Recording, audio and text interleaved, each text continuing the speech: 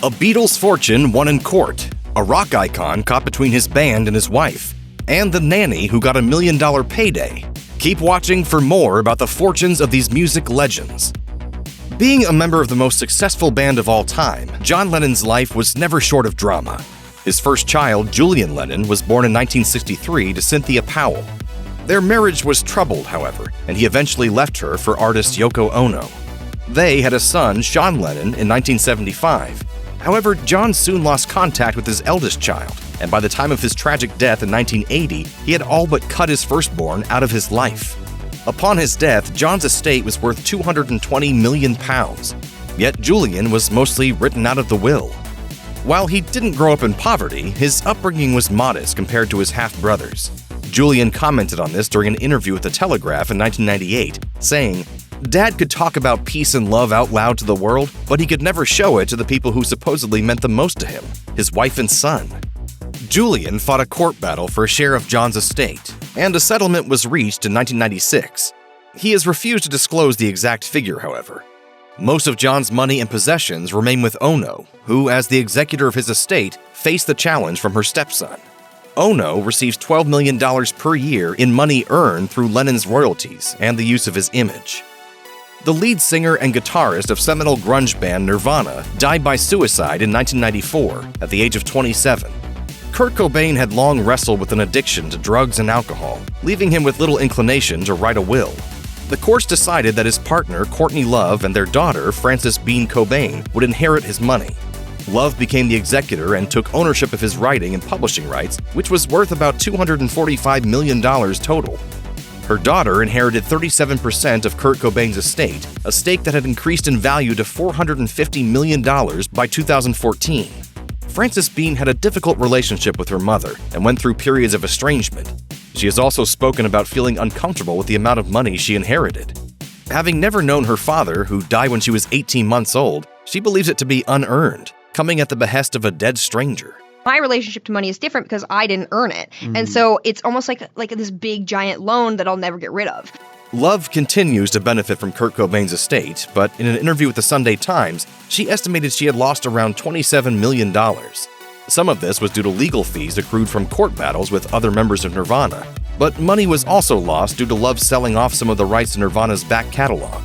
Today, Courtney still holds half of Kurt Cobain's assets. In 1970, guitar legend Jimi Hendrix joined the 27 Club when he died of a drug overdose. Hendrix had no children and died without writing a will, leaving his father, Al Hendrix, to take over the management of his estate. Al's death in 2002 meant that control of Jimi Hendrix's finances and the use of his name passed to Al's adopted daughter, Janie Jinka.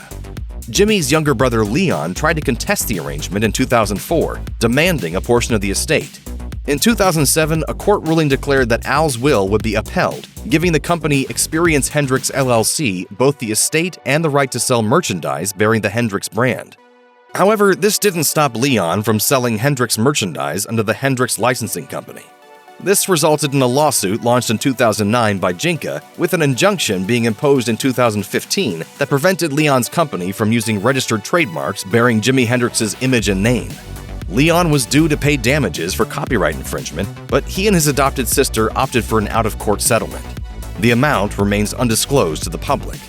Leon and his daughter Tina later defied the 2015 injunction by setting up the nonprofit music school, the Hendrix Music Academy. In 2021, they were ordered to pay the opposing side's legal fees, rename the school, and remove any merchandise depicting Hendrix, although a court later reversed the decision.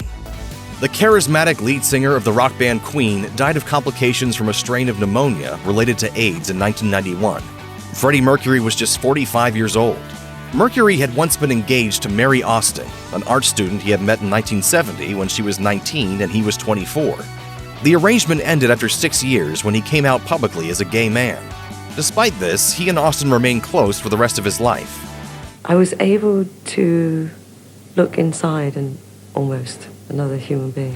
When Mercury died, his close friend inherited half of his projected earnings, while the remaining half of his estate was split between his sister and his parents. When Mercury's parents died, Austin's share increased to 75% of her late friend's wealth.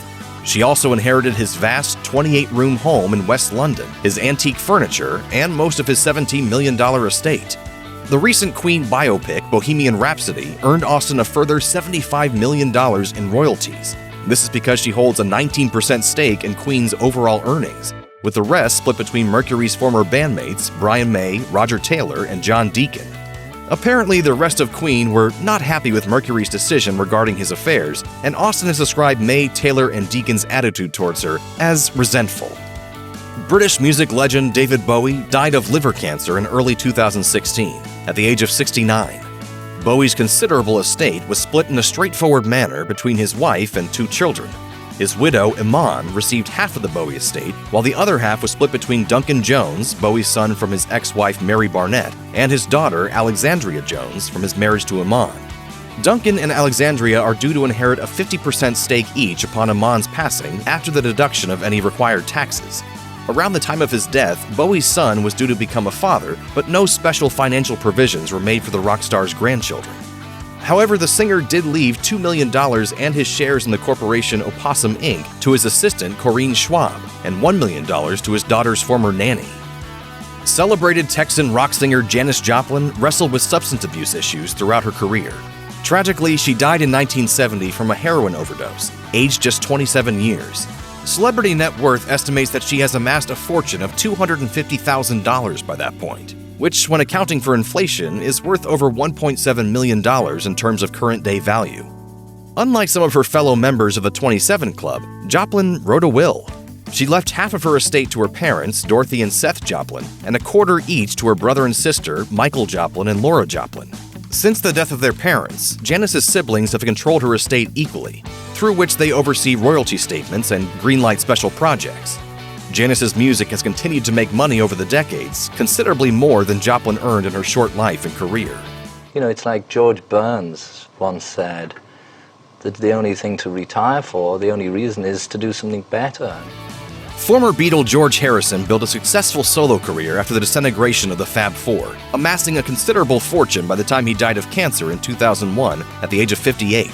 His estate was left in full to his wife Olivia Harrison and their son Danny Harrison, who was also a musician. Alongside music, Harrison was deeply involved in Hindu spirituality and charity work, and had bequeathed the royalties in perpetuity from his 1973 album Living in the Material World to the Material World Charitable Foundation. According to its website, the foundation aims to encourage the exploration of alternate forms of artistic expression, life views, and philosophies, and support established charities and people with special needs. Harrison's widow and son have continued expanding the charity's reach, donating money to causes ranging from Save the Children to Doctors Without Borders. The Jamaican reggae legend Bob Marley died from cancer in 1981 at the age of 36. He was married to Rita Anderson at the time, but the two had numerous extramarital affairs, resulting in him having 11 children from multiple partners. Bob Marley left no will, and so when he died, his estate was divided up between his wife and children, which meant that Anderson, the mother of 4 of his children, only received 10% of the singer's assets. After fighting for a larger share of Marley's money and possessions, a court settlement eventually granted her and her children the sole use of Marley's name and image. Since then, the Marley family have guarded closely the singer's name and legacy, to the point where Bob's half-brother was recently sued by the family for using his brother's name while touring. The financial affairs of the King of Rock and Roll were in a chaotic state upon his death from a heart attack in 1977. Elvis Presley's declining music and film career, combined with years of fiscal mismanagement by his manager Colonel Tom Parker, meant that he accrued a mountain of debt. It would be left to the family members named in his will: his father, Vernon Presley, his grandmother, Minnie Mae Presley, and his daughter, Lisa Marie Presley, to manage his complicated estate. Although in 1973 Elvis had sold off the rights to future royalties to the songs he had recorded up until then, by the time of his death 4 years later, he had numerous published songs that remained within his control. They continued to generate posthumous revenue for the Presley estate. Lisa Marie sold 85% of her stake in her father's assets to the media company CKX. She and her mother Priscilla Presley, Elvis's ex-wife, continued to own and manage Graceland, the rock icon's former residence. According to Forbes, Elvis's estate is worth $23 million. Johnny Cash died in 2003 from numerous health complications, marking the end of a career that had straddled 6 decades and multiple musical genres. His personal fortune, according to Contact Music, was worth up to $100 million at the time of his death. However, he left most of it to John Carter Cash, his son by his second wife, June Carter. We're friends, and we're sweethearts and lovers, and we're married, and we're happy. This caused considerable friction between John and his 4 half-sisters from his father's marriage to Vivian Liberto, who included the singer Rosanne Cash. Johnny Cash's daughters only received $1 million each according to the terms of their father's will. They vowed as a result to fight a legal battle with their half-brother to receive a larger share of their father's estate. This included trying to acquire royalties from the hit song Ring of Fire, the rights to which were also left solely with John. In 2007, it was reported that the Cash sisters had lost their case. The hugely popular lead singer of the psychedelic 60s rock band The Doors joined the 27 Club when he died of a drug overdose in 1971. Jim Morrison left a will, though, even if it was a brief one. Over 2 pages, he stated that his assets and a 25% stake in The Doors were to be left to his girlfriend Pamela Courson. Morrison's parents were alive, but they had a difficult relationship with their son, and he was no longer on speaking terms with them. Morrison had also stated that upon Courson's death, her claim to his estate would pass on to his brother and sister. Yet when Courson died 3 years after him, she left no will. The result was that her possessions, including what she was gifted by Morrison, went to her parents. The rock singer's family argued that their son had been compromised by years of drug and alcohol abuse and had not been of sound mind when he wrote his will, arguing for the right to a share of his estate.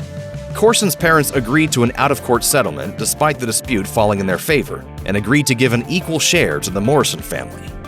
If you or anyone you know is having suicidal thoughts, please call the National Suicide Prevention Lifeline at 1-800-273-TALK.